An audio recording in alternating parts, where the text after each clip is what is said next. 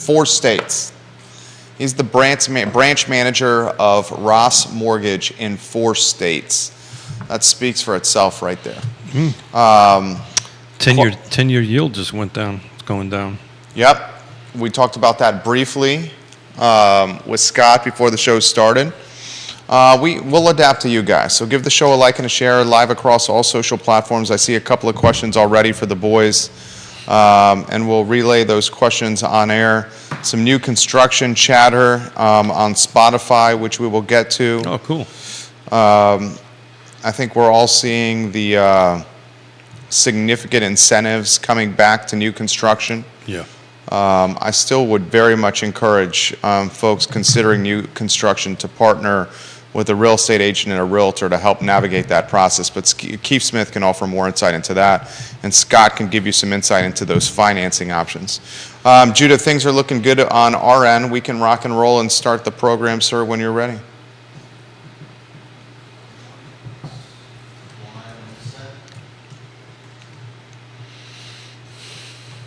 One in.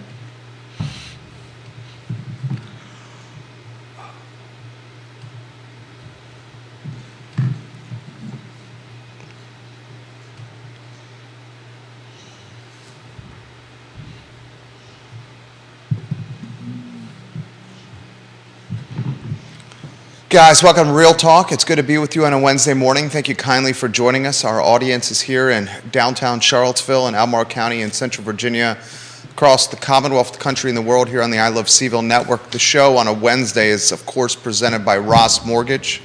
Scott Morris joins us every Wednesday. He's an expert in many aspects of life, certainly one in the mortgage business. The man is the branch leader for 4 states in the United States of America. They are Virginia, North Carolina, Pennsylvania, and Maryland.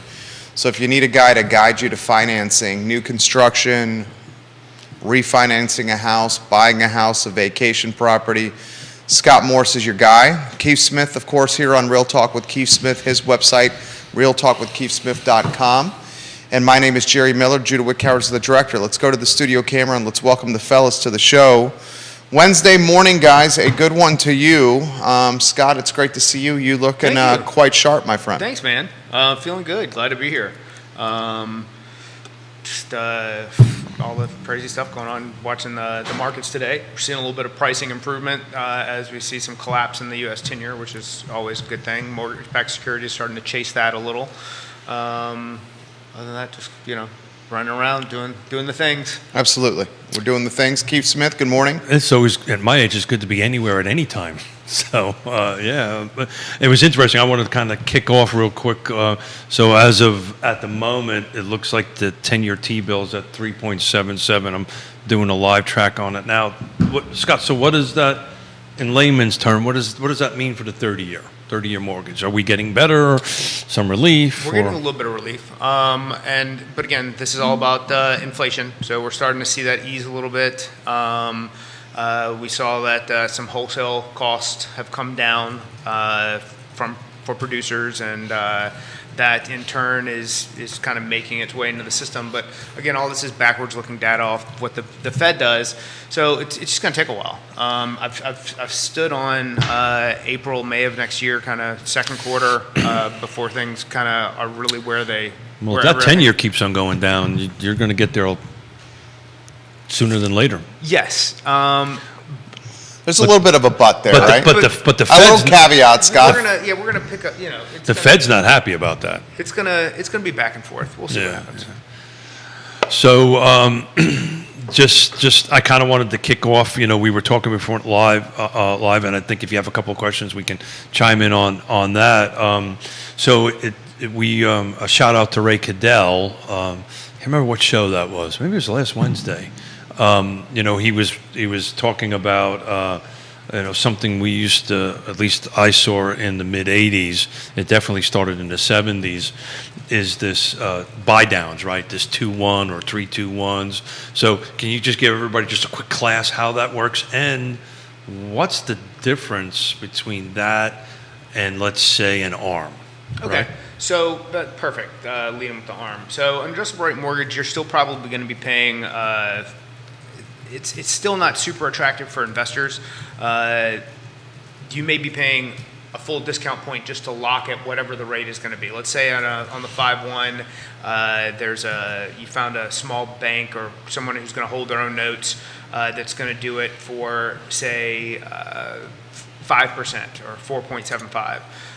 Whereas today, let's say you could lock at 6.75 in a 2/1 buy down, and then the only way it truly works is to use concessions from the seller. Yeah. So I would talk to the borrower and to the agent and say, hey, we want to get an additional 3% to use for this. And they would then go and you'd make an offer. We'd lock the rate. We'd use the concessions to pay for the buy down. Now, what that really means is you're buying down the prepaid interest for 24 months. You're going to have a fixed rate at the end. So if you refinance the loan, you're actually refunded the difference.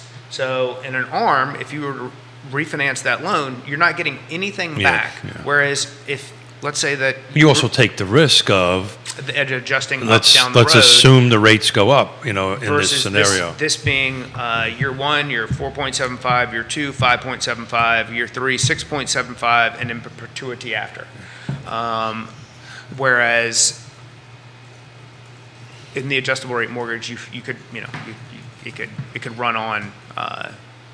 So one of the topics we've been talking about for a while. This is the time when the professional shows up. This is the time when you really need a trusted advisor on that end of it. And those who are thinking about buying, and if they're believing that interest rates in the next 24 months are going to come below 7 or wherever they are now at this point, down a little bit lower. It's a great program, but the simplistic portion of it is where we need to we on our side of the table, the real estate side of the table, real estate professional side of the table, we need to negotiate with the seller because we want the seller to pay for this fee. 100%. I mean, that's what makes it work. Can they pay for 100% of the fee?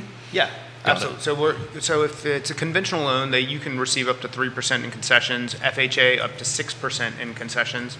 So let's say that the borrower didn't have enough money for closing cost and wanted to use the buy down, then we'd go for the full 6% in concessions. But it has to be an FHA loan. That would have to be an FHA or VA loan. So that's important. And what's the down payment on an FHA loan these days? 3.5%. Are you seeing a lot of those? Yeah. Yeah. Absolutely. So the concept of down payments increasing, is that happening or not happening in your world?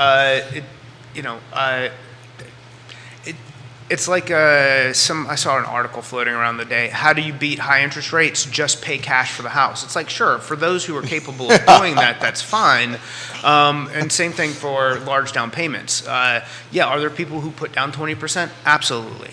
Are there people who put down 3.5% or 3% or 0% if you're a veteran? 100%. So, again, what I'm hearing, there's options, right? So in a 2-year buy down, what is it's 2%? Is that the 2%? So it's 1% per 12-month period. So again, if you're locking at 6.75, you'd be 4.75 for the first year, 5.75 for the second year, and 6.75 thereafter. And again, you're buying down the prepaid interest for the first 20 So it's important months. When you say you, what we're doing is Jerry is a sailor. You're a sailor now, Jerry. Okay. Hey, matey. Hey. Let's walk the plank. You're more of a pirate. We got to get you. Let's walk the plank. Where's my parrot? There you go. Hold on a second. Give me some whiskey. Let me take. Okay. Developing a plan. I'll just shut up now and drink coffee. Having a plan in place with all the parties involved, how we're gonna, what we're gonna do in order to enact this. So we'd be asking for these concessions in order to buy down the prepaid interest. And again, the benefit is not only a lower payment for the first 24 months, but if you refinance, let's say you refinance 8 months into the loan, then you're going to get 16 months of prepaid interest. I did not know that. That are refunded back to you, which essentially helps pay for your closing costs. I am helping Drew to buy a home from Jerry, and if I can get Jerry to convince Jerry to negotiate with his agent, obviously, to pay up. This is an FHA. I just want to make sure this is Marine Corps proof here, that he goes, I get him to pay 6%, which covers the buy down and and all his the closing closing costs, which then Jerry, So excuse then me, Judah Judah, would just need the 3.5% 3.5%. minimum in Got order it. to close on the purchase. got You it. got your A game today. Thank you. Yeah. Thank you. Dude's bringing it right And now. he's a sailor. Sailor You Jerry. got your, you It's got not- your A game too, Keith. not just a rum. You got your A game too, Keith. Please don't ask questions. me to say synonym. Questions and comments, put them in. This is a good one. Grayson, we love when you watch the program. He goes, so is the ARM or this 2-1 buy down the best approach? What does Scott recommend? The 2-1 buy down is by far the best No approach. brainer. No brainer. Is there a 3-2-1? Did you? I don't offer a 3-2-1. There are some companies that do. What you get into at that point, then you get into you're just asking for more money, and not only that, It becomes harder to negotiate the deal. you're asking for more from the other side, but And again, I guarantee it's more than 3%. my opinion, correct. My opinion, which in a conventional loan means then you can't even go get it. Then you're going to be out of pocket for some of it. And Does if this work on- you're paying any part of the prepaid interest, does it really make sense? It only makes sense if you're using the seller funds to do it. Oh yeah. It's an absolute. I've got to be able to negotiate, and that's where the skills come in. And one of these days, we're not allowed to call them master classes, but one of these days we're going to do some shows on negotiation Did skills. they trademark that? I believe it is actually. I think it is trademark. Not only do I think it's trademarked, I know you got to pay for it to join the master class thing. Yeah. So therefore, it's trademarked.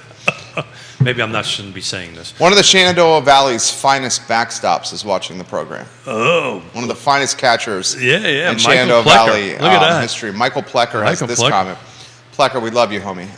Buyers need to be educated as to the history of interest rates, and that even people who purchased homes in the early 80s at 16% were still able to build equity, which you will never do renting a home. Also, to Keith's point, asking the seller to pay for the closing costs is much more beneficial than asking for a discount off the price. Every $1,000 off the price is only $7 per month in reduction on your mortgage. Michael Plecker, Yes Realty Partners. And that's something I explain to people often when they're talking about when we get into is a greater down payment more beneficial. It's like once you bust that down payment into 360 payments, then you see that trapping that equity in the home initially is probably not in your best interest. So we had a Explain that a little more. That's a good comment right All there. right, so let's say somebody's got their 5% down conventional, and they want to put an additional $5,000 in. It's like we could probably come up with ways to more efficiently spend that additional $5,000, because when you bust that $5,000 into 360 payments, it's not lowering your monthly payment in an effective manner. There you go. But why would I do that when I can negotiate with Jerry to pay for your 2-1? I was just in general speaking, when people ask, Well- should I put a little bit more? No, you probably shouldn't put a little bit more into the equity of the home on the initial purchase. But the down payment threshold really has an impact once you hit the 20% clip, though. It does. It's different then. It does, but from a rate perspective, sometimes it might be beneficial if we're just going to go for how do I get the best rate? Maybe it's putting down 18% and carrying mortgage insurance for 3 or 4 months, because the rate will actually price better with mortgage insurance on the loan, since if the borrower were to default, the investor is going to recoup some of their funds. Once they're 20% in, the rate might not be as attractive. It may not price as well, which, I know people think, well, gosh, that, doesn't seem fair, but to the investor, it seems very fair. So the market at your side of the house brushed off a tool that was used in the 70s and the 80s, because I actually used this buy down scenario when I was at 18%, to get to 18%, by the way. To get to 18%, that's nice. By the way. But you still build equity, and you still did well. You build equity. I refinanced it multiple times over the course of time, paid it off, did very well, rented it, sold it, was very fortunate. So I guess my takeaway here is there are options. So if buyers are out there looking and they're a little bit afraid of the rate, reach out to Scott. You always want to start with your lender anyway, with Scott, to figure out what you can qualify for and find out what programs you qualify for and what we can do. Then we start going out and looking at homes and figuring out what we can do to help. The real benefit here is if I'm right, let's say I'm right, and rates are as low as I expect them to be this summer, and you go ahead and you say, hey, I'm gonna step up and make this purchase now. You are not only coming in, you're essentially getting the funds. You're going to be reimbursed when that loan is satisfied.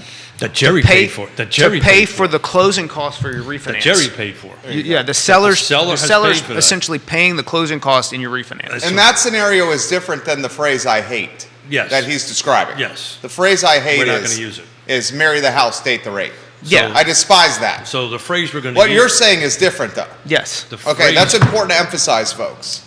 So this is the Because you're not getting the refinance cost twice, is what you're emphasizing. Correct. You'll pay out of pocket to actually execute the refi itself, but once that loan is satisfied, you're going to be refunded the amount of prepaid interest you did not use in the original loan. Right. And I have a feeling you don't like that phrase either, do you? Marry the house, date the rate. No, I don't know. So why don't we just use United States Marine Corps terminology? We're going to adapt and overcome. We're going to adapt to the current market, and we're going to overcome it. But it's important to clearly get that out there. So, because we talked about this, Jerry and I, on a previous show about the cost to refi, right?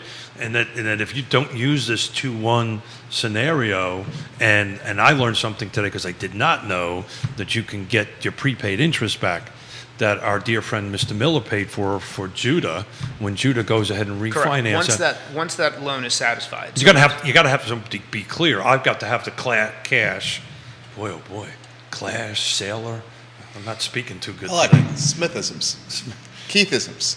Do you remember Ray Beal, my buddy Ray? Yeah.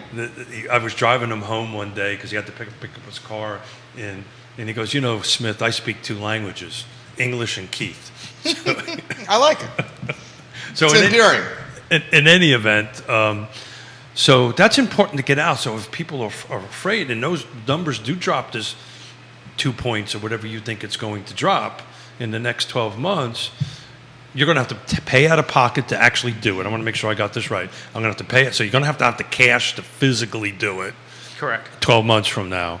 But you will get that cash back in your account at the closing table, right? At the closing table, or it'll probably be after. It's probably not going to be same day, but you'll receive it shortly thereafter. Once that loan is satisfied, so once the title company executes the funds. Does that money go in reserve? Does Jerry's That's a good question. interest reserve, prepaid interest, go into some sort of interest reserve at the bank?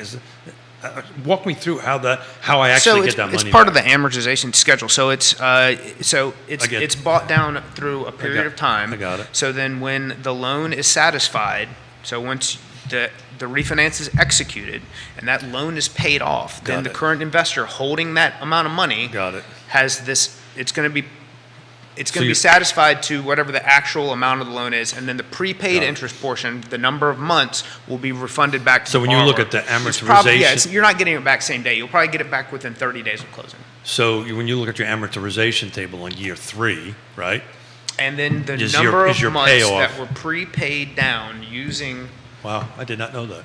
Yeah, That's great where the stuff money right would there. come from. Wow. That's great. Ray Cadell, you brought this up. We're talking about it. Ray's watching right now.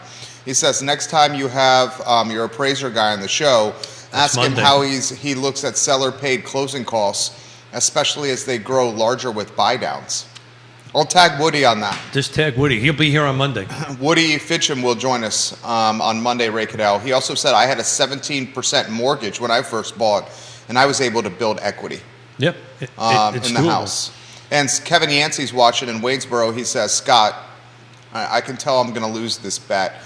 how can I deliver a bottle of bourbon to you, sir? To the office. It's right here. No, to the studio. To the studio. Be clear here. To the studio. To the office. I mean, he wants it at the office. No, That's fine. No. To the studio. To the studio.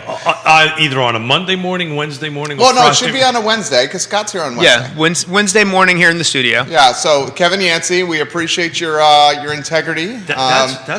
You just rocked my world on that. I did not think through that if you refi prior to the end of the third year, for Scott. you get your money back. Yeah, that's You get it back. yeah. And so what are we looking at?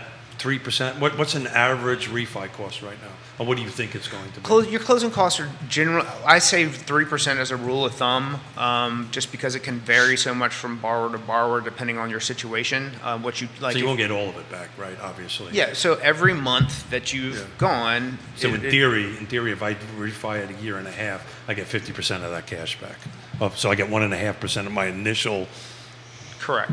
Look, because the principal isn't going to change. I don't want to dive too far into the weeds on that because got it. everybody's going to be a little bit different, and Yeah. everybody's closing costs, depending on their situation, might be a little bit different. Like if you elect to then buy down whatever the rate is when you actually refinance because you know you're getting some additional funds, and then that's higher. But you're. But at a high level, if you decide to do that, the seller has the potentially to pay for a portion of your refi Yeah, costs. absolutely. That's a fair statement. You are going to be refunded if you, within the first 2 years, refinance that loan. You will be refunded the prepaid interest not used. So, depending on how far down the road that is, Look at that. you're going to get He's some dropping of those money knowledge back. today. Dude's on fire. This is a good question. Does a all-cash buyer have more negotiating power than a mortgage buyer when moving price on a house?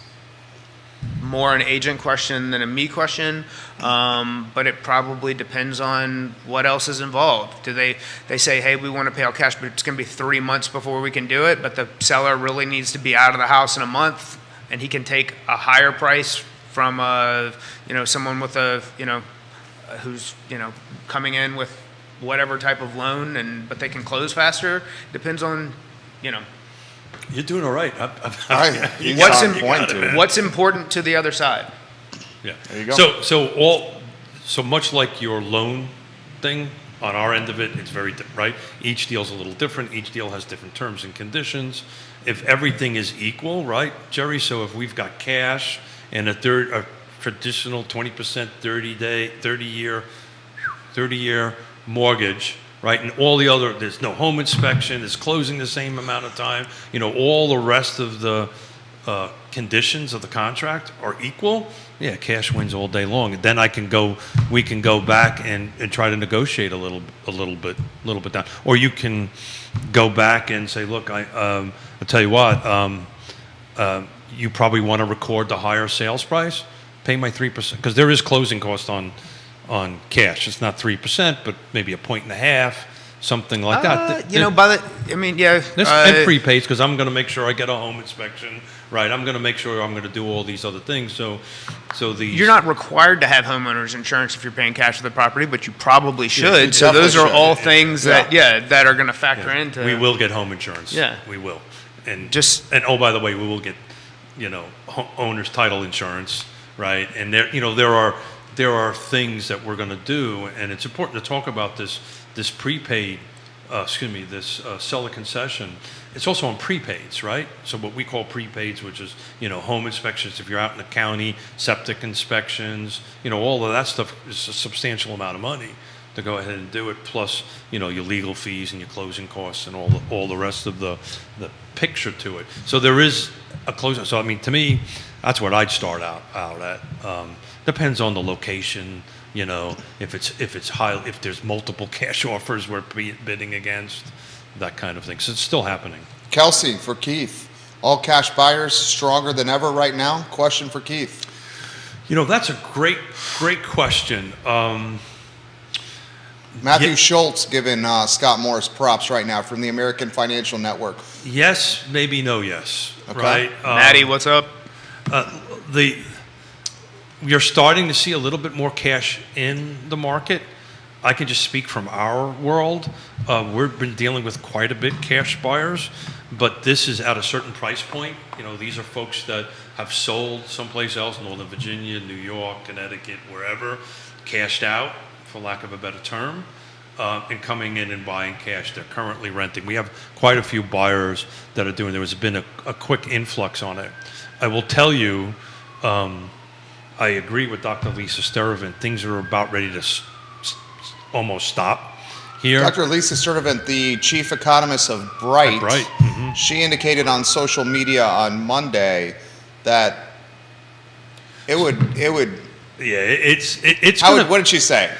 No movement. Yeah, I posted it. I'm trying to remember. I'll go find it. Remember it. But the bottom line is between inflation, interest rates, and the holidays, and these last to the cash question, we had a big influx of cash buyers in the last 2 to 3 weeks that all wanted to close before Christmas. Here's what she said. Because they want to be in it. This is Dr. Lisa Sturtevant, Bright MLS chief economist. Katie Pearl, I'll get to your comment here. Hey, you got realtors from, I think, 6 firms here on the feed. This is what Dr. Lisa Sturtevant said.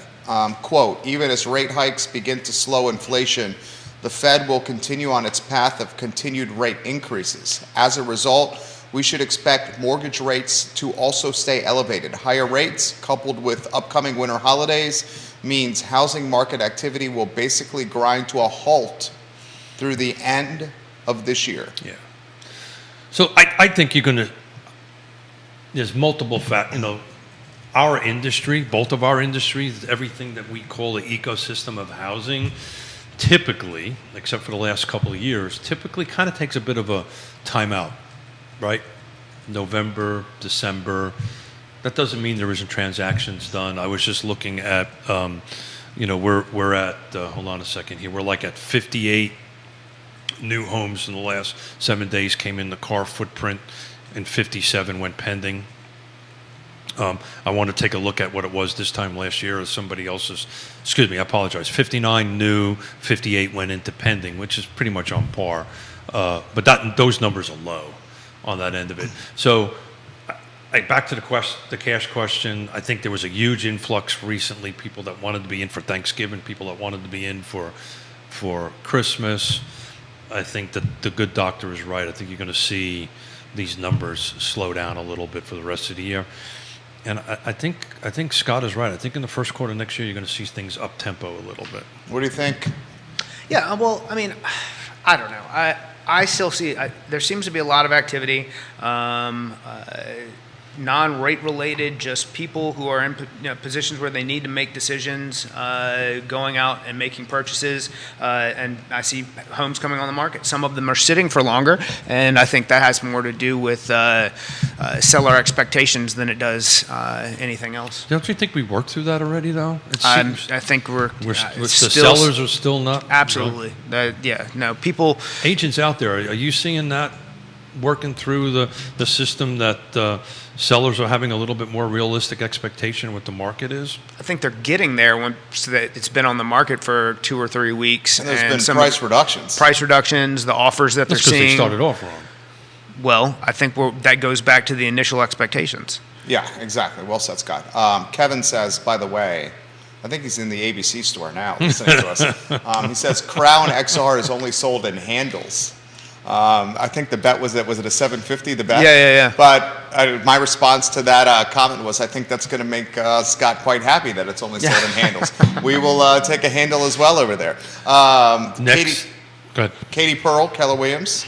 KTP, we love when you watch and comment on the programs. KTP says, if I was a seller, I would be willing to wait on a loan for more money, especially if the buyer is pre-approved. Yeah, it depends. Put everything together, and it's to Katie's comment and to Scott's comment. It depends on both sides, right?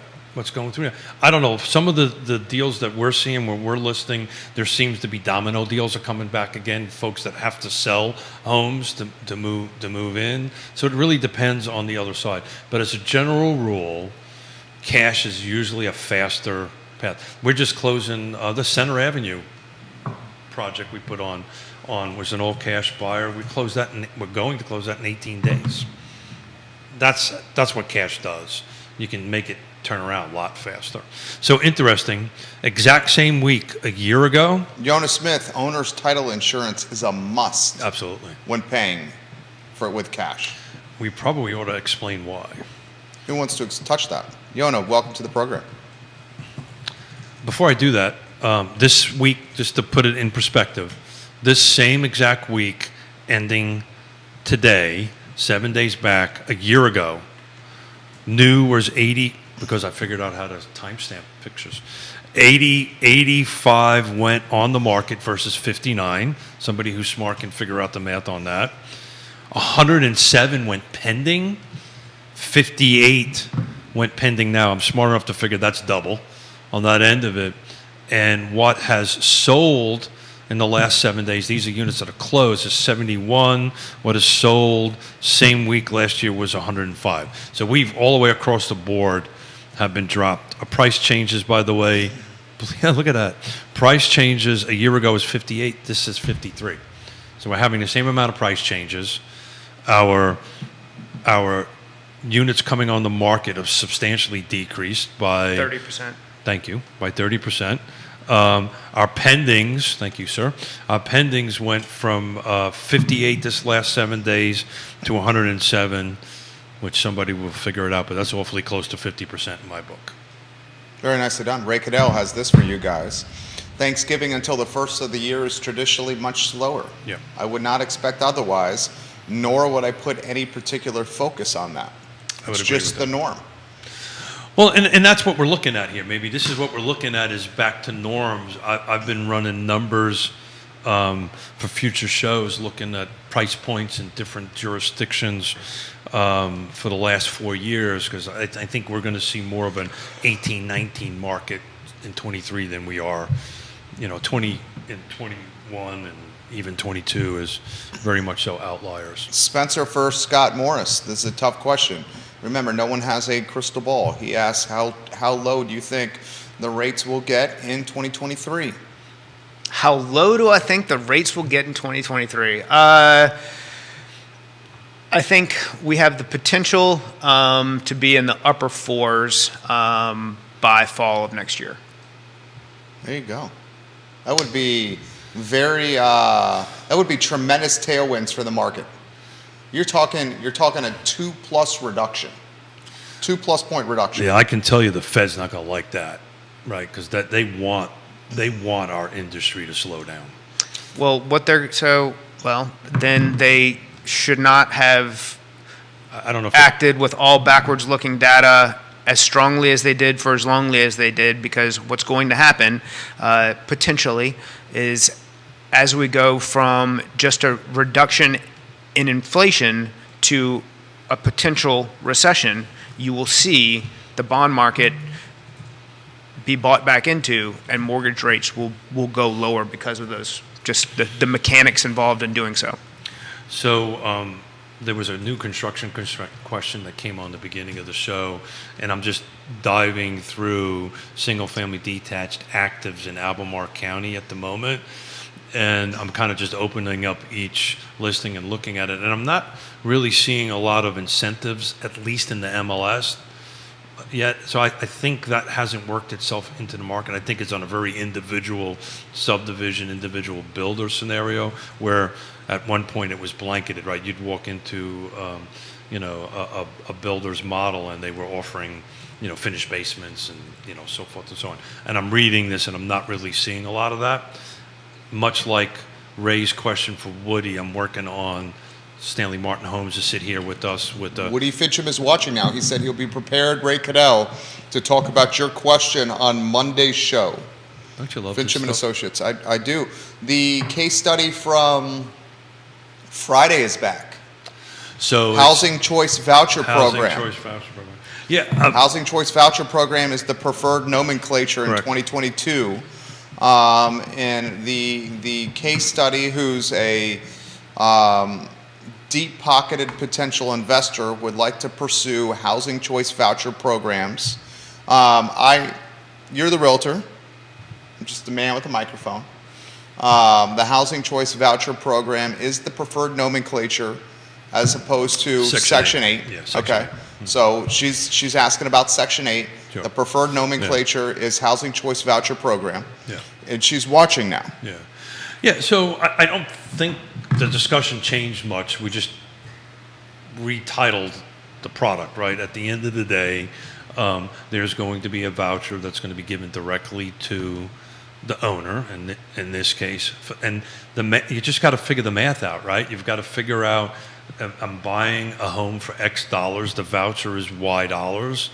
You know, if I'm financing it, does that math work? You got to also do your ROIs on it, which I've actually, I don't have it in front of me, but we can, in a future show, do a rental ROI. I've got a spreadsheet on that. If you buy it for this and your mortgage is this, right, and your taxes are that, and so forth and so on, you know, how much does your rent need to be cash flow positive on the end of it? We can surely get into that, but it's all a matter of an ROI.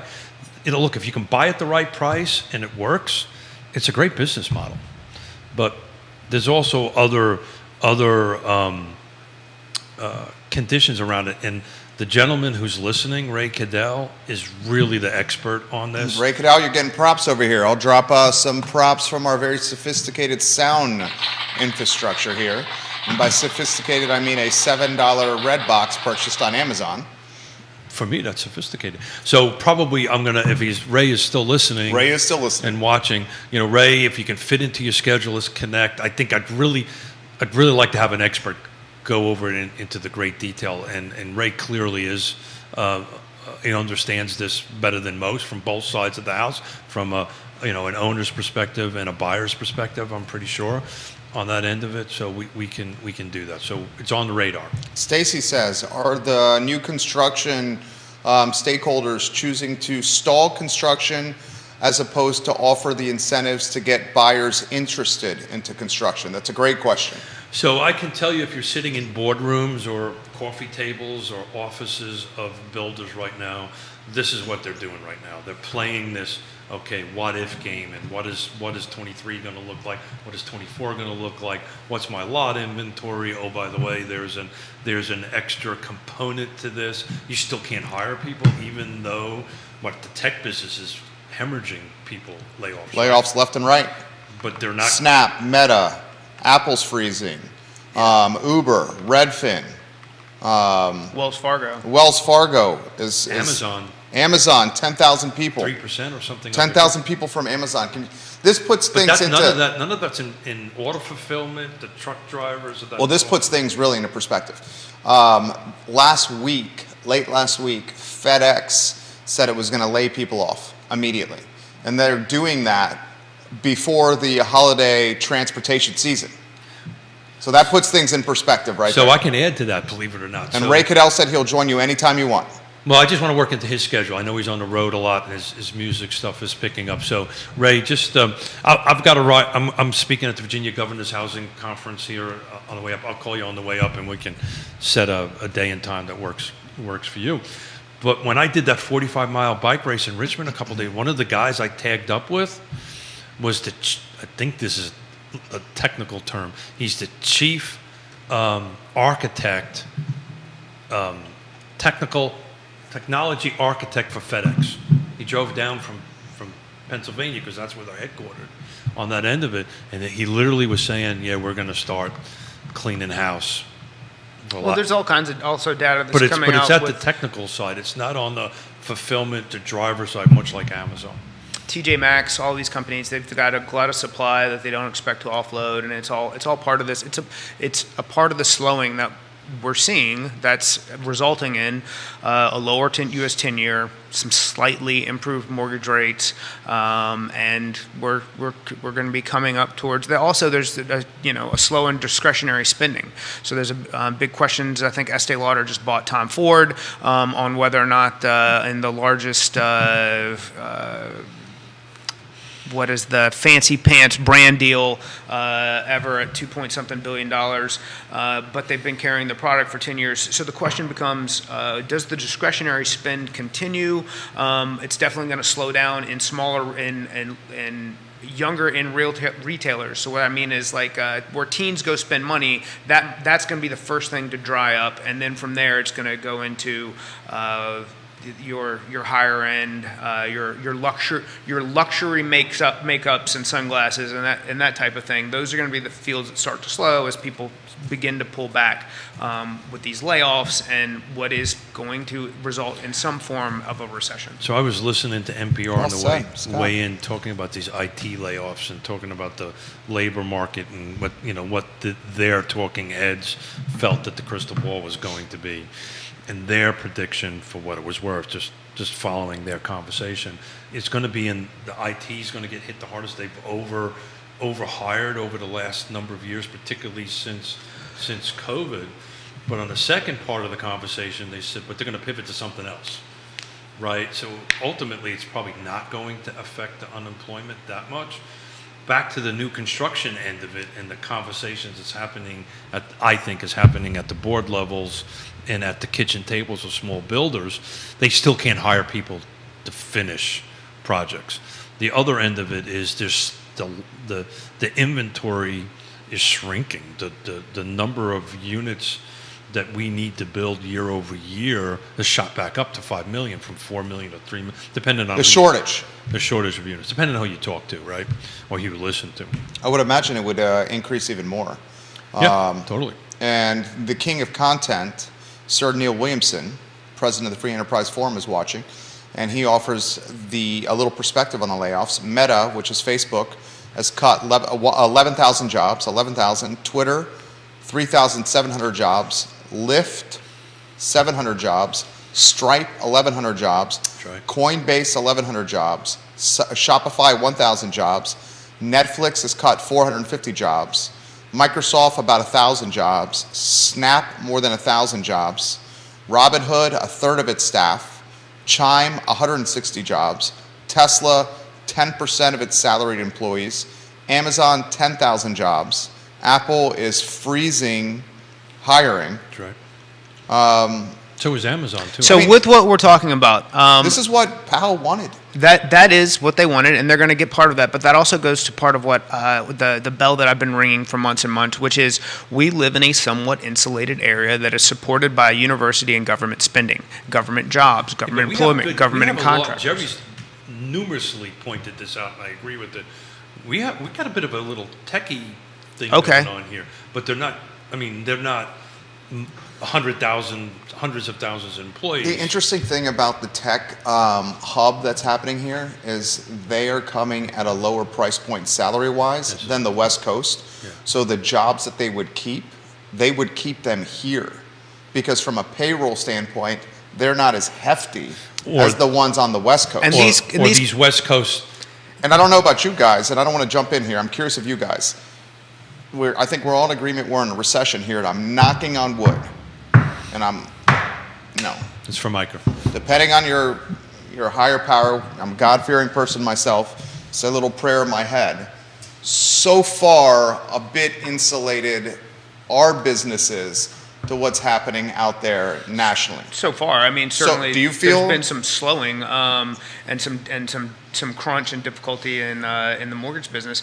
But to my point on the tech Until companies, refis come the back. tech companies that are built here are built to be acquired. 100%. Oh, yeah, well, yeah. They're either your do's or your don'ts. They either make it or they don't, and they are built to be acquired. Well, they're at lower price points. This is a somewhat insulated area. Well, what's going to happen also? 100% right. I mean, remember when Jim Duncan was on the show? I said to him, "Is Charlottesville and Central Virginia recession-proof?" I think his immediate response was, "Never say this again." Remember when he said that? Speaking of which, we're going to invite him back again. Do you remember him saying that, Keith Smith? I remember very clearly. I follow his writings. I follow two things he does regularly: his writings, and he's a rock star on a bicycle. And I won't say recession-proof. I'll say insulated. Insulated is the word. Yeah, and I agree with Scott. Okay, so even when we went through the time of great unpleasantness, thank you, Sir Neil, on that, look, it impacted us. Did it impact us the same way as other parts of the country? No. It impacted us very, an industry that touches us all, right? Second largest in the GDP in the state of Virginia, according to Dr. Steravent. I think what's going to happen, these out west jobs that are losing, and let's say some of our local IT is growing, they're going to start migrating here. I think that's happening already. Well, I think it's going to pick up. They're going to leave. Okay, I don't want to leave in California anymore. They're going to follow the jobs. It's no different than, back in the 80s when we had the other building booms and busts, and all the framers went out to Texas, right? And then all of a sudden Texas busted, and then they come back here. Well, think about it this: if you get laid off from your job, you're one of these tens of thousands of people laid off from your job. Well, they got severance packages for sure. You have a chance for a restart. Yeah. And would you do the restart in one of the most expensive areas of the country? Or would you look to do a restart with your severance package, maybe you're selling your crib, and you move to a place that's a little bit more manageable? But if I'm coming out of Silicon Valley, maybe this isn't so expensive. That's my point. Yeah. If you can restart, why would you stay in, I'm not trying to throw shade here, but like Manhattan, Northern Virginia, San Fran, Silicon Valley? I mean, you'd look to You can throw shade at Jersey if you want. Boulder, Denver, those places are astronomically expensive. Yeah. So, I'm working, I'll leave the name out, but a couple of elected officials helping them take a look at what has sold in different jurisdictions the last year to date versus tax assessments, because as you talked about, this conversation is happening. I'm trying to help them, whoever reaches out to me, to navigate that. He's basically saying the real estate tax rate's going to increase and get ready. That's what he's saying. And they're trying to wrap their brain around what their assessors are telling them and what the market really is doing out there. But it's interesting. So I was looking year over year, single family detached, no new construction. I've got multiple tabs for attached construction. But I just happened to grab the Charlottesville, and I went from 2019 to 2022, million plus. This is in the MLS, which is just closed. There was in 2022 year to date. This is as of this morning at 7 o'clock. 32 homes sold. At 1.3 million is the median sales price, 5 days on market. 2021, there was 25. So we actually gained 7 units in the million plus. 750 to 99, 2022, there was 24 units sold. 2021, 30, so we lost 6. 500 to 749, 2022, 102. 21, 85, that was a plus of 20 units, 20% of 17 units. 350 to 449, 22, 128, 21, 164, we lost 22% on that.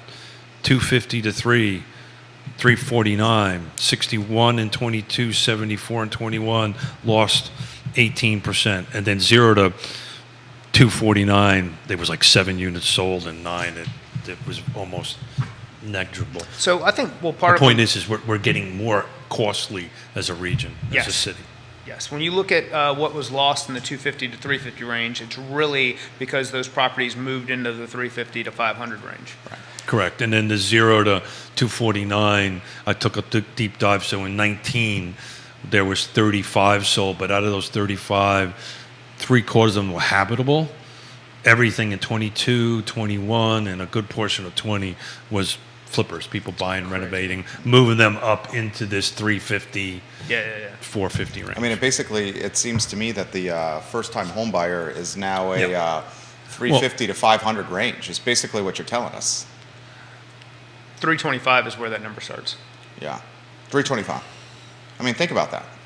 Oh, I'm well aware. Yeah. That ain't cheap. Well, in the city of Charlottesville, I mean, I just chose those breakdowns. We can break it down. This is fantastic what you did. Yeah. So I wanted to look at it because we talked about the $1 million market, and I had actually assumed it went backwards, 21 to 22, but it did not. It went up by 28%, right? I think the move-up buyer, and this may be the second, or this probably is maybe the second or third move-up, is realizing that 800 to $1 million is just the game. Yeah, so I'm still diving as you guys are talking into new construction listings. I'm just pulling them up and looking at some websites and stuff like that. And just it's not prevalent right now that they're offering incentives. So back to that new construction thing, I think you might see that in 2023. On the end of it, I think they're just walking back. They're walking back their sales volumes, right? I think there's also a certain amount of Number of units are starting. caution that I think people have applied to that price point to where that's where you start to see it soften. That even if they move up, they're still a little standoffish from that price point. Because of sticker shock. Sure. What price point are we talking about? No, I'm sorry. The 8 to a 800 million. plus. I mean, 8 to a million at one time was the pinnacle. Yeah. Now 8 to a million. This is crazy what I'm about to say. 8 to a million is now what? Well, Upper middle end? sure. Once we started calling them McMansions, that's So this that's is what you're only getting. Charlottesville single-family detached, no new construction, no nothing. This is single-family detached. 2019, there was 18 units sold, right? In 222, there was 32. At a million plus. $1.3 million, no, $1.3 million. It was interesting. There was a big jump between 19 and 20, which you would think there wouldn't be because that was the beginning of COVID in value. This is excellent work you've done here, Keith. Thank you. So for 2022, Did you take a look this at the number days re- on market differences too on that $1 million Yeah. plus? Yeah. Jump They're from- flying. Right? Last 2 years was 5 median days on market. Charlottesville, again, single family detached, 5 days, 6 days. 20, it jumped up to 60 days. I mean, how about this stat? In 2019, Charlottesville, single family detached, no new construction. In 2019, there were 18 units sold in the million plus category. In 2022, that's 32. We're basically close to 2x.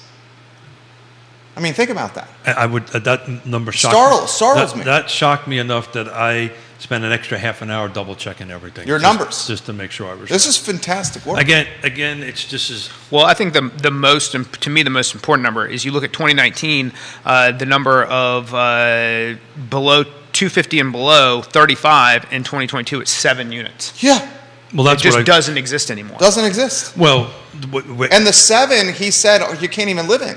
Yeah. no, they're all Teardowns. well Or- renovates. yeah. Complete renovate. Whatever it is, and that's the point. So 2019, you could have bought a house for 215. I mean, that's the median sales price on that end of it, and take possession of it and actually live in it. And 2022, if you want to buy a house below 250, you can't. And take possession and live in immediately. In 3 years. That's crazy. Well, 4 years if you count 19. Yeah. I mean, that's crazy right there. That is absolutely crazy. This is the kind of information that you 100% should be passing along to the elected officials. And the startling thing here, the thing that really worries me, is if they raise the real estate tax rate, which they're going to do.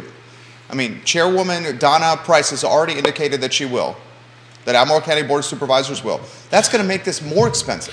Well, I think some of these conversations that are going on is they may change the rate, but are they going to adjust?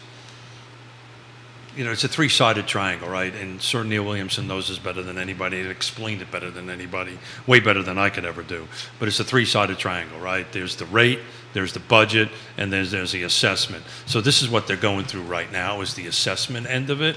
Then the budget end of it happens, right? They kind of figure out what their budget's going to be, and then the rate just kind of adjusts, right? It Sure. Well, it's flows. twofold. If the assessment goes up and the rate goes up, then that's the real double whammy. Correct. So, but the At budget. the same time, personal property tax went up. Well, that's a whole different. At the same triangle. time, inflation's kicking the nuts. I mean, it's the death by 1,000 cuts. So back to your point of the sweet spot for Charlottesville. Again, Charlottesville, single-family detached, no new construction, no condos, no attached. If you're going to buy the traditional single-family detached white picket fence kind of home, between 350 and 750, that was the bulk of the sales, which was 230 units. So in 2022. On that end of it, and that's substantially higher. If you looked from the 500 to the 750, we went from 19 and 45 units sold to over, if my math is right, over 50% at 102 in 2022, right? Neil Williamson, assessments must be 100% of market value Yeah. per state code, but the elected officials set the budget and the rates. Yeah. So that's why these phone calls I'm getting is helping with assessments and stuff like that, because their assessments are substantially lower. I can tell you in Charlottesville, based on the last year, they're ranging between 20 to 30% actually below market. So what I think they'll do is do what they're supposed to do, is set the assessments at market value. And for Sir Neil Williamson, I'm not really sure every jurisdiction gets that right, or they get close to it. I'm sure there's some leeway that they're allowed to be given, but he's spot on. The other two items are in complete control of the elected body. This is a good comment from Woody Fincham. Fincham and Associates, Woody Fincham, one of the best appraisers in the Commonwealth. Woody Fincham. You guys have to remember that a good deal of luxury property transfers do so without ever going through the MLS. Thank so you. he's saying these numbers are light. And that's true. I'm seeing that in my neighborhood. That legitimately are being transferred and sold while walking the loop in the neighborhood. That's happening. Yeah, he's 100% right, and Woody, as always, thank you for keeping me straight. That is a comment I probably should have made earlier. Typically, and also on the lower end, by the way, some of the the investor deals never make it to the MLS. On that, they're done. So basically, explain what that means to the viewers and listeners. Yeah, it's the same on the upper end, right? So, folks are out, investors are out canvassing neighborhoods, right? Hey, I buy your house, right? I buy your house for cash, that kind of thing. I've gotten 2 text messages this morning about land I have. Yeah. Yeah. So that particular on the upper end, that sweet spot, that 350 to 750, that's probably more accurate. I'm sure there's some transactions within that sweet spot. And again, we're talking about the city. That's probably not in the MLS. It's the other reason I don't include new construction. Right? There's 2 reasons I don't include new construction, or I do it separately. And, Woody, I was far better. KTP wants these numbers. Katie Pearl wants these numbers for Albemarle County if you can do them. I'm working on it, so that this is lots and lots of hours of work. But I'm almost done with Charlottesville, and then I will do that. So I'm doing it for all the jurisdictions. I interrupted you. I apologize. No, that's fine. Because I've got to look at them, because the percentage breakdowns, the number spreads change. In Fluvanna County, it's going to be a little tighter, right?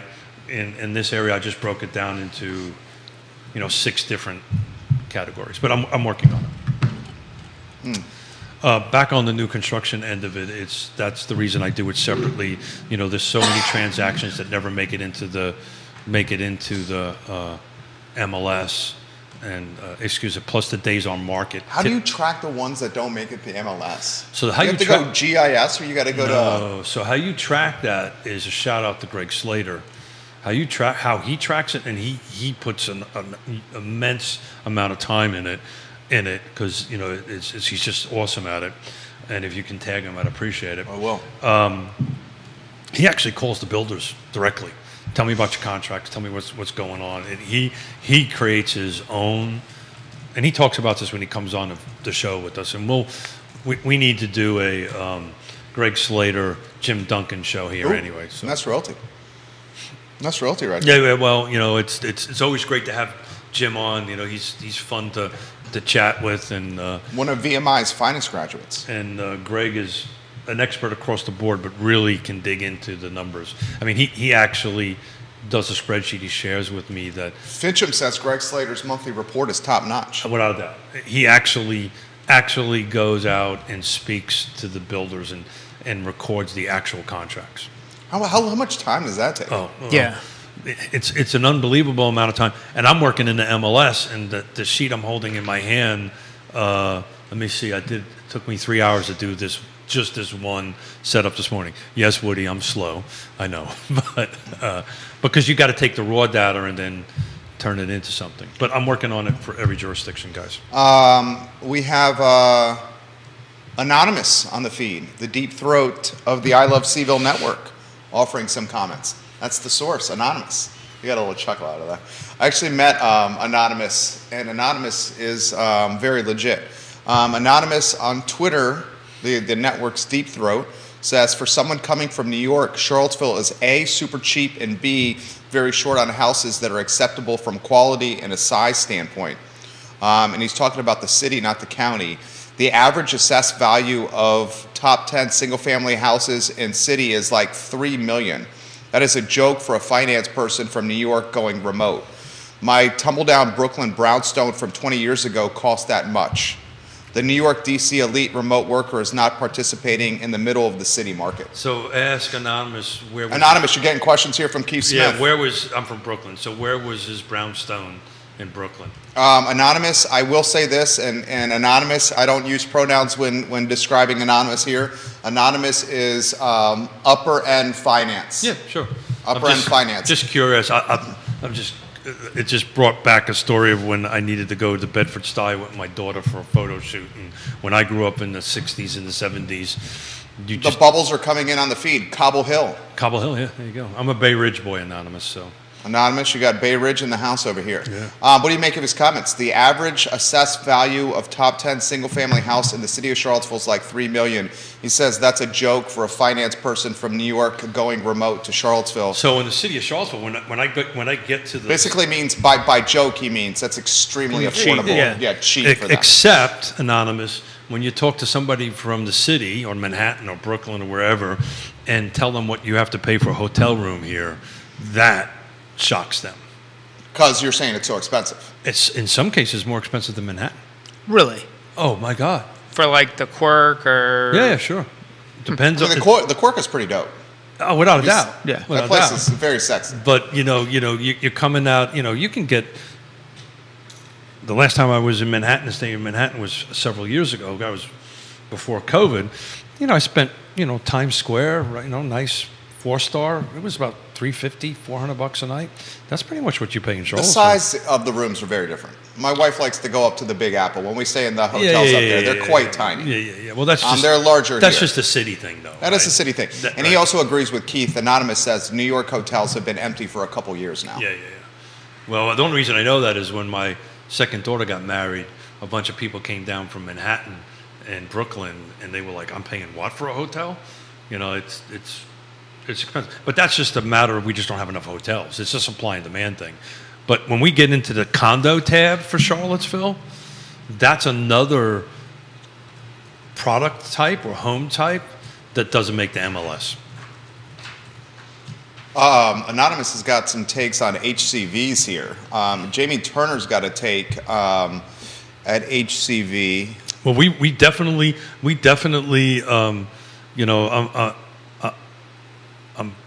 this is fantastic. I'm pretty sharp information. about most things. I'm just not an absolute expert on this, and I really would like the experts to answer that, but we'll give it a shot. Jamie Turner's dropping some knowledge here. He's the real estate investor, the mayor of Gordonsville, repping the PEP now. And Yeah, Culpeper. how's that building going? He says, consider this app, PropStream. PropStream is a way to track what you're talking about. PropStream? PropStream. It's $99 a month. That's not cheap. But for $99 a month, it has an immense aggregate of accurate real estate data all at your fingertips without you having to do any research. PropStream, the app, $99 a month, aggregates everything that you guys are talking about, Greg Slater and Keith Smith. Okay. That's extremely valuable knowledge right there. He also says, Jamie Turner says this on the, can I say Section 8? I don't want to get you in hot water here. Am I allowed to say? I would. Home choice voucher is what you would prefer? It's just, that's the proper terminology. Okay, home choice voucher? Correct. Is that right? Or house choice voucher? We'll just call it HVC.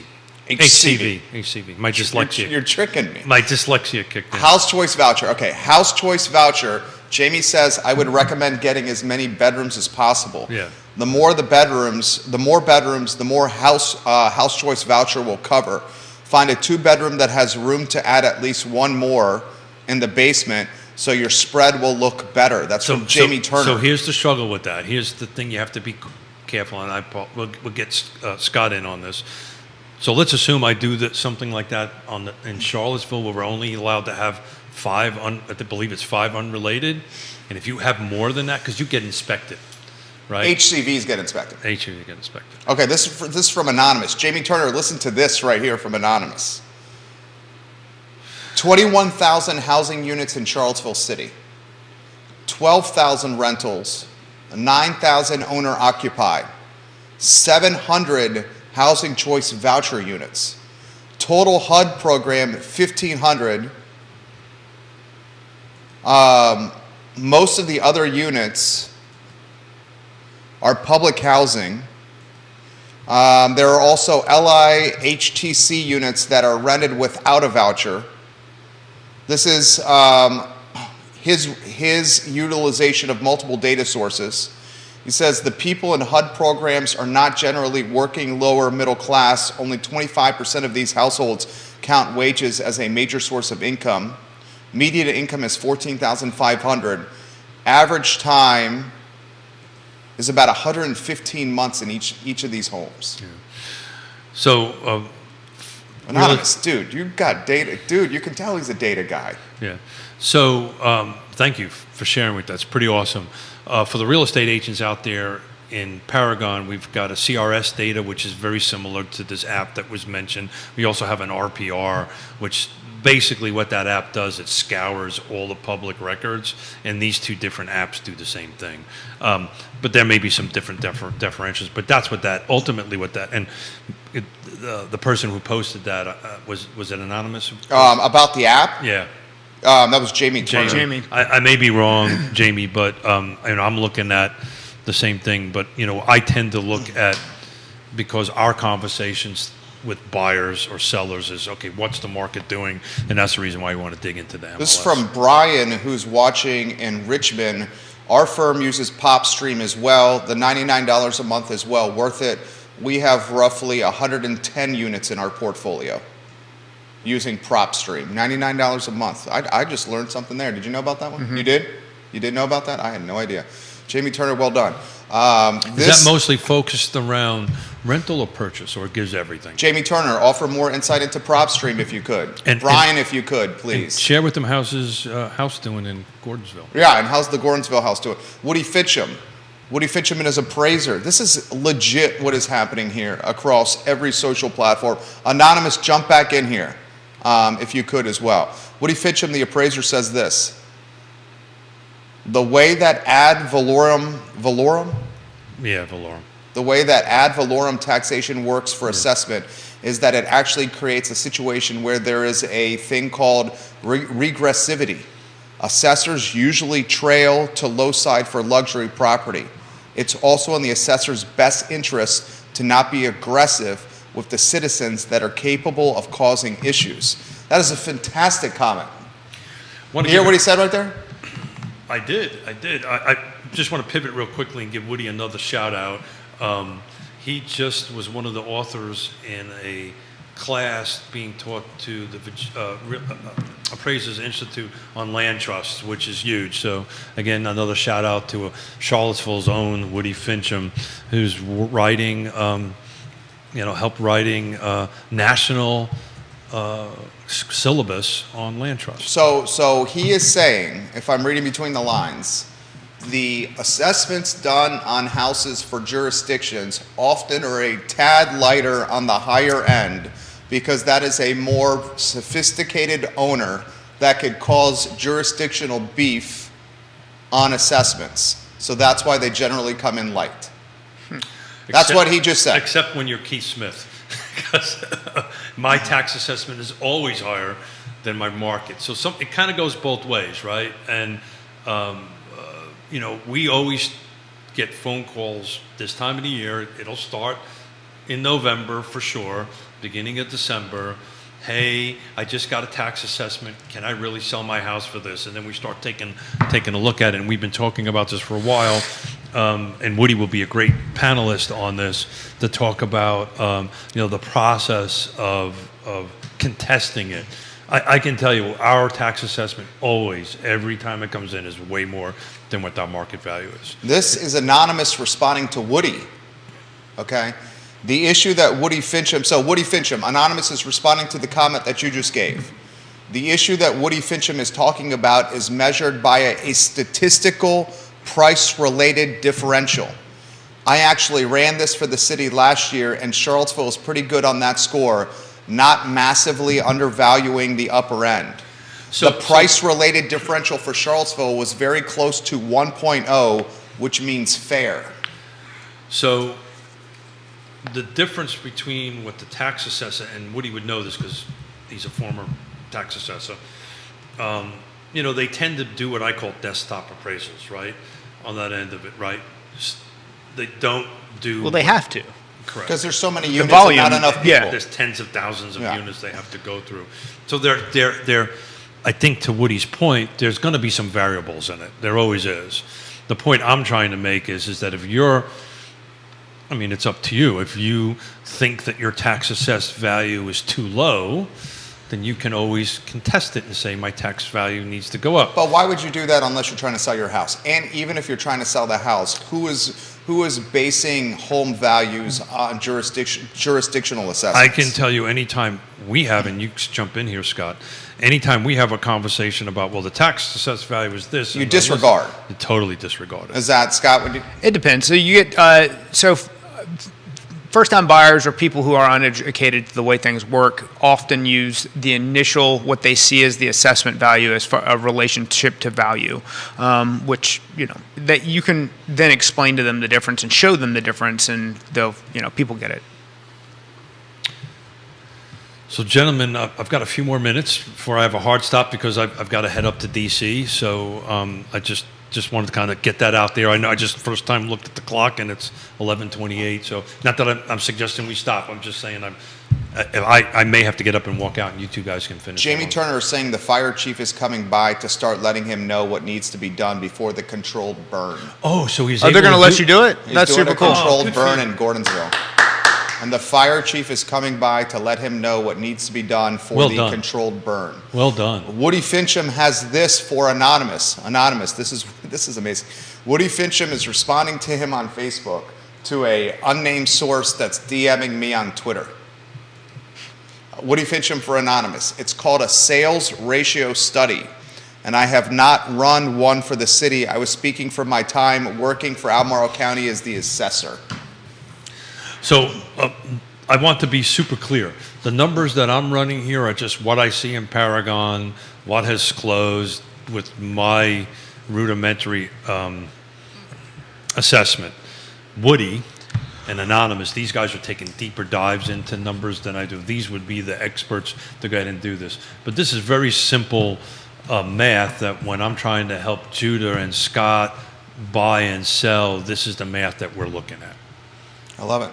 I love it. I love what's happening here.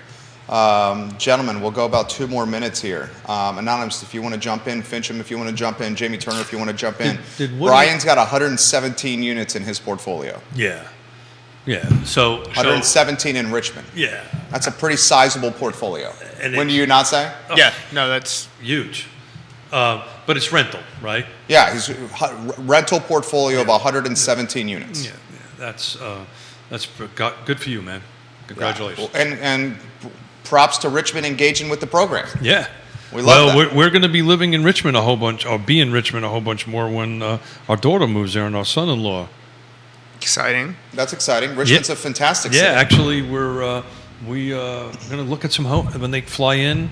She's flying in Thursday. We're going to go look at some homes over the weekend. I'm seeing bubbles coming in from Anonymous over here. I love what's happening here. So Anonymous, are you originally from Brooklyn, or did you go someplace else to move there? That's a good question. Anonymous, you just got a question from Keith. I believe he's originally from Brooklyn. I've met Anonymous once. Yeah. Did he have a funny accent like me? No, just a very normal guy. Oh, then. Very normal guy. Woody, he uses this URL, crp-cville.org/assess. He says crp-cville.org/assess has the ASR study I did, and he's a third generation Brooklynite. So third generation. So what do you now living in Charlottesville? What do you miss the most? What do you miss the most of Brooklyn Anonymous? Yeah, we can't even get him on the show because he's anonymous. I don't think he wants to. We'd come have on to the show. put. We'd I have to don't put. think this We'd have man to wants do come like on- the whole blurry thing. I don't think this person wants to come on the show. Person. I don't think this person wants to come. We're gonna have to do like the whole blurry. We get a whole. We get a thing. We get a mask. It'd be fun. Brian in Richmond, they're all they're all rentals. Yes, that's correct. And we're constantly trying to grow the portfolio. We manage debt to equity extremely well. Yeah. And the portfolio is managed by a property management team we also own. So these folks. Woody wants me to forward him the link. All right, I'm doing a lot of stuff here. So- pizza obviously is what Anonymous misses the most. Yeah, got it. And You got some heavy hitters. So that watching was, right now. That's the point I was trying to make. So the conversation we're having is at such a high level, 100 units, so forth and so on, into the end of it. The other real estate agent in the trenches trying to help folks buy and sell. That's where my numbers will help. But it's great, and I'm flattered that we've got people at that level. That's a little bit above my pay grade at the moment to take a deep dive in it, but I'm super up. The most units I've ever owned rental was 14, and I'm glad I got rid of all of them. So, I mean, the property management business at that level is freaking brutal. Yeah. It's just brutal. All right, we'll close on this. Woody Fincham, I just shared the link that Anonymous uses, and for the viewers and listeners that want to get some insight on that link, it's now in the comment section of my personal Facebook page. So Fincham, I tagged you on it. Woody Fincham is going to join us on Monday. Yep. Multiple people are asking for insight on HCV. I think Keith is going to reach out to Ray Cadell on that. On my way up to DC, Ray and I will connect, and we'll put something together. Grayson is asking Brian on different Facebook pages how you build a 117 unit portfolio. Over time. Yeah. Would you say, I wouldn't even use the word slowly. I guess I have no idea how he built that. Yeah, I mean, everybody does it differently, right? You can walk in with a ton of cash and start buying up units, but my suspicion is that was built over time, a rather lengthy period of time, I would imagine. It takes a lot, it takes a lot. But back to the property management end of it, and we can ask Suzanne Reel and Ally Property Management. They've just crossed the 100-unit rental. She manages one of mine. Yeah. Allied Property Management. Mine also. On that end of it, it's we went out for dinner with her on Friday, and it's a different operation, I'm sure, but she was sitting there with dinner solving problems. That's a tough business, man. Oh. Tough business. Dude. Tough. We have 24 tenants, 23 are in one building, and having them on one building is tough. It's tough. Yeah. And legitimately. Yeah, and I would imagine the Richmond. I may be wrong, but I'm. His were mostly, he says, single-family detached homes, residential. Oh, 117. Wow. Oh my God. Yeah.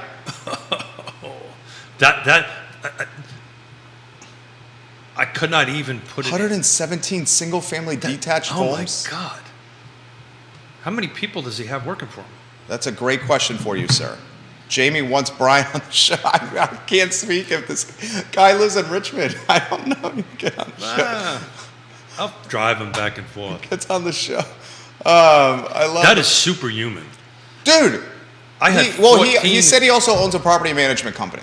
Well, I get that. Well, he has to at that kind of scale, right? Yeah. He would have to at that kind of scale. At a fifth of that. Yeah, that's a duh. But my assumption was that these were multifamily. Yeah. Holy schmoly. Because logically you would think it would be like an apartment complex. Well, multiple ones, yeah, sure. Yeah, over 100 single-family detached spread throughout. I'm assuming the city of Richmond. I mean, the thing about Richmond is there's considerably more affordability and much more housing. I'm just stock. talking about managing it. Yeah. The staff that he probably has. He's a rock star, man. That is legit. That's legit.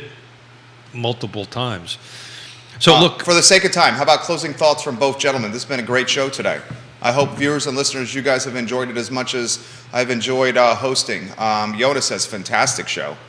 And when Yona's offering praise like that, the show is darn good. That's much like your wife. Yeah.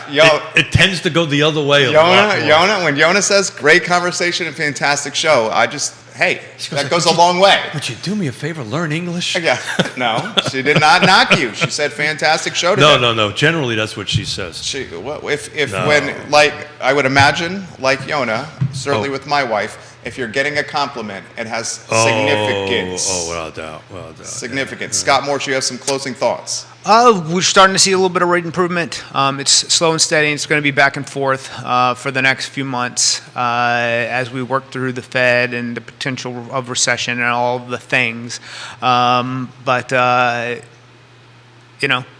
a plan. If we want to talk about a 2-1 buy down, let's go in knowing that when you're asking for a seller concession, it's also a discount to what the seller is going to be accepting as far as actual money in their pocket. So if you're asking for a lower price and a concession, that just look at the two things that you're, how realistic is your offer? If you were on the other side of it, would you want to respond to it? That type of thing.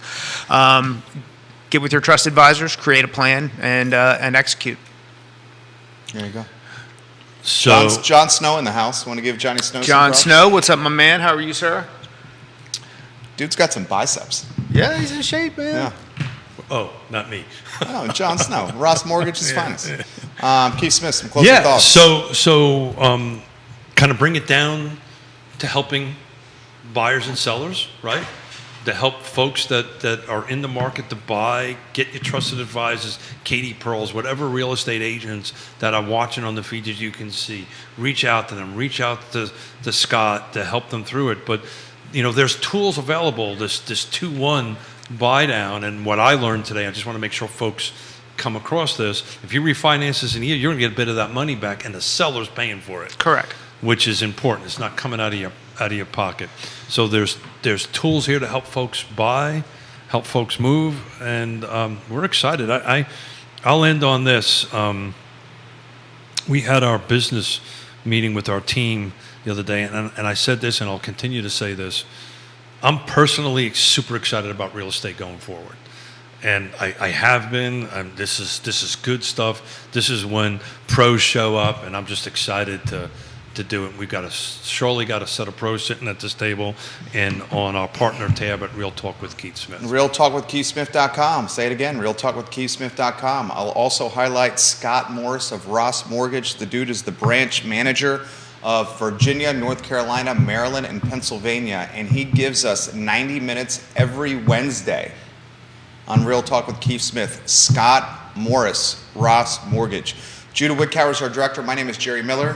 Friday, Quentin Quentin Beckham will be sitting in this seat, and Lee Elberson will be sitting in that seat. Be a lot of fun. Beckham and Lee Elberson on Friday.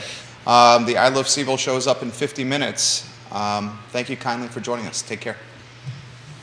Thank you, gentlemen. Dude, You're welcome. Great show. Yeah, this is now. Tell us when the mics are off there.